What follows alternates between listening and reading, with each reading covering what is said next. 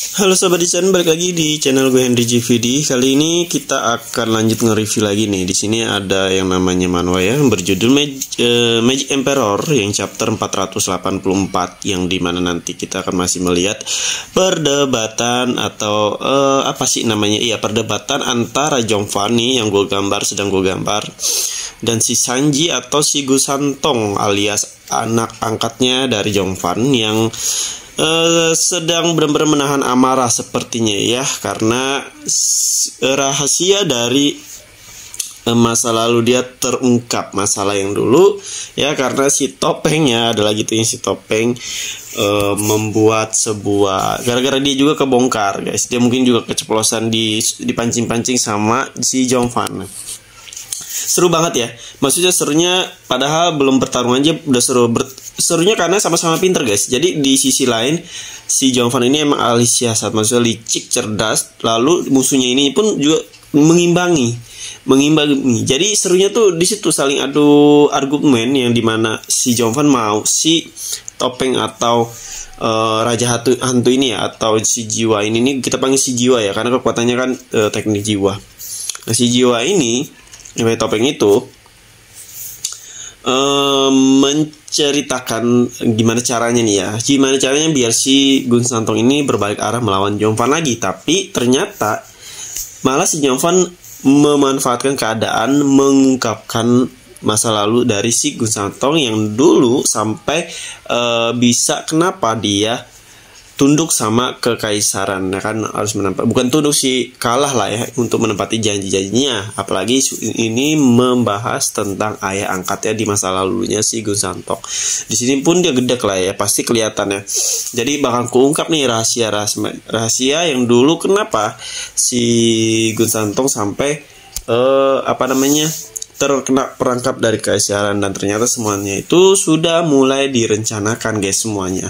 Jadi semua di tangan kaisar tuh, dengan liciknya dia menggunakan semua keadaan biar biar Gusantong itu bisa terjerat dan masuk kekaisaran dan ngelindungin kekaisaran. Nah dari sini kita melihat sendiri, lihat tuh si Gusantong itu udah bener-bener gedek ya, yang dimana ternyata meninggalnya ayah angkatnya yang dulu itu termasuk rencana dari kekaisaran. Ini masih sedikit kayak tebak-tebakan atau clue ya, karena belum terlalu dijelaskan di komiknya juga pun ya, tapi kita lihat apakah benar nanti.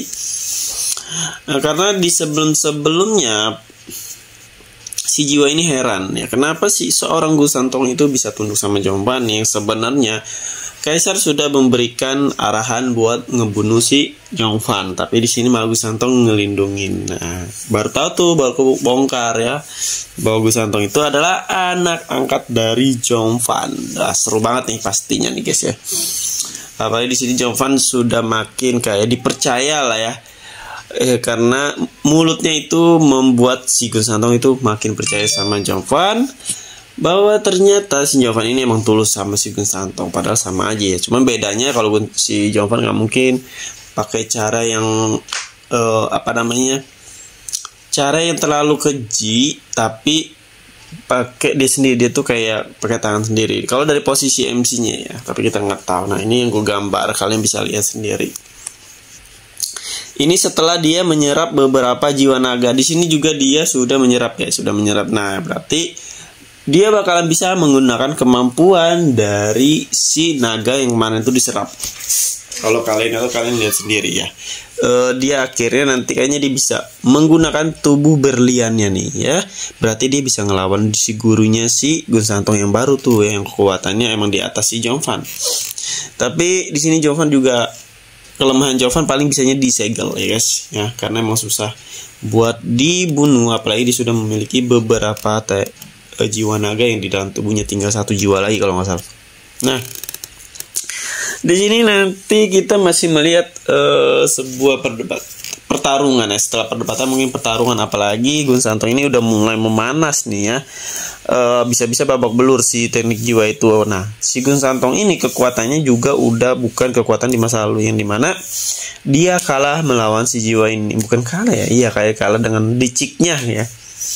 Dengan liciknya dia kalah, dan di sini si jiwa ini nggak tahu kalau si Gun Santong ini kekuatannya udah lebih OP lagi dari dulu, apalagi dia udah bisa ngerubah naga kilin. Gue lupa tuh naga silin ya, kilin apa pokoknya dia udah bisa berubah jadi naga, yang sebelumnya kan dia belum bisa berubah jadi naga sepenuhnya. Sekarang udah bisa berubah jadi naga, keren banget ini. Nah, nanti kita akan lanjut, kayak ini bakal lanjut ke pertarungan yang dimana si Jovan ini udah mulai jadi pemenangnya, udah kelihatan ya.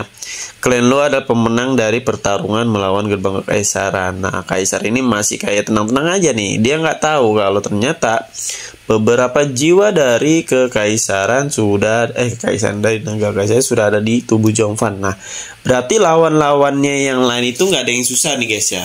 Karena lawan yang paling sulit itu emang cuma gerbang kaisaran yang masih kekuatannya misterius. Nah, sekarang udah kalah, berarti kedepannya nanti kita akan melihat semua klan bangsawan tunduk sama Jovan guys. Jadi kemungkinan nggak ada beberapa bangsawan lagi dah, karena semua disatuin sama Jovan dan cuma akan ada di klan Law semua. Wah, seru banget ya. Dari beberapa ratusan chapter, padahal segi ceritanya itu cuman di kekaisaran guys, nggak sampai ke ranah dunia bla bla bla, si ngelawan musuh-musuh baru ya kan.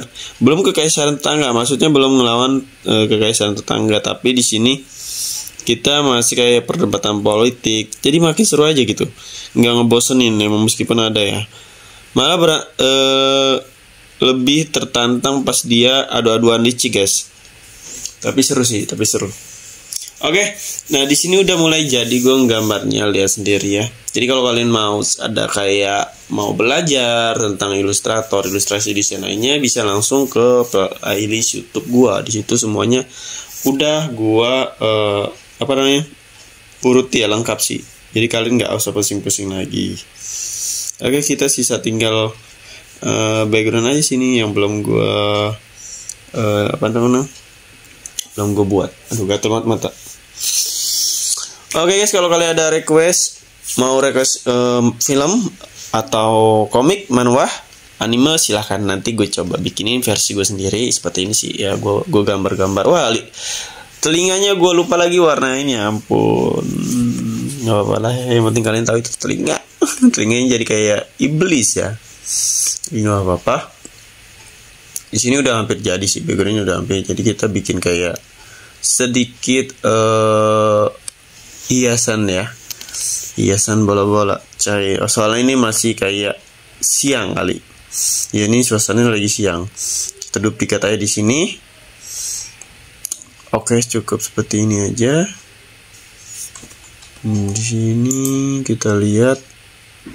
Oke, udah jadi ya semuanya. Jadi terima kasih, jangan lupa subscribe YouTube gua dan IG gua, TikTok gua, dan sampai jumpa lagi di next video.